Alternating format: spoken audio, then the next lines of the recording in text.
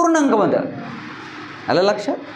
4ही 5ही 3ही 10ही हे काय आहेत साकल्याचे. एवढा समजला. ठीक आहे. तिसरा आहे गणनावाचक, क्रमवाचक आणि आहे पृथक्कवाचक.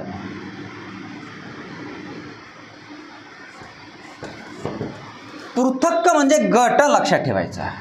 इथं क्रम. ठीक आहे. पृथक्क म्हणजे काय गट.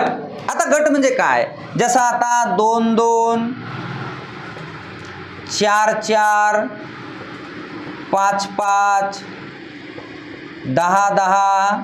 तर हे जे आपण शब्द उच्चारण करतो 2 2 3 3 4 4 5 5 6 6 1 1, तर हा एक गट आहे. आपण म्हणतो ना 5 5 मुलींचा गट तयार करा, 10 10 मुलांचा गट तयार करा. तर हे जे आहे पृथक्क म्हणजे काय, पृथक्क म्हणजे वेगळे करणे. पृथक्कच्या शब्दाचा अर्थ काय आहे, पृथक्कचा वेगळे करणे. आलं लक्षात.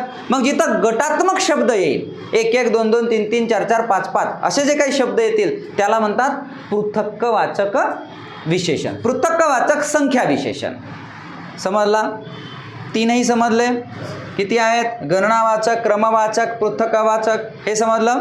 आता नेक्स्ट लिहा आवृत्तीवाचक.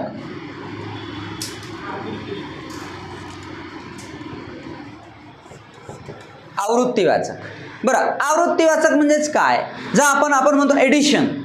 आवृत्ती म्हणजेच काय एडिशन. आपण म्हणतो ना हे 5वी आवृत्ती आहे, हे 6वी आवृत्ती आहे, 8वी आवृत्ती पुस्तकाचं. जसं आता तुम्ही पुस्तक घेतले, आपण बघतो तिथं 9वी आवृत्ती, 10वी आवृत्ती, 12वी आवृत्ती. आलं लक्षात. तर हे जे आवृत्तीवाले जे शब्द असतात, एडिशन जे असतो त्याला म्हणतात काय आवृत्तीवाचक. लक्ष इकडे ठेवा. काय म्हणतात आवृत्तीवाचक. आलं लक्षात. जसं बघा 4 चौपदरी.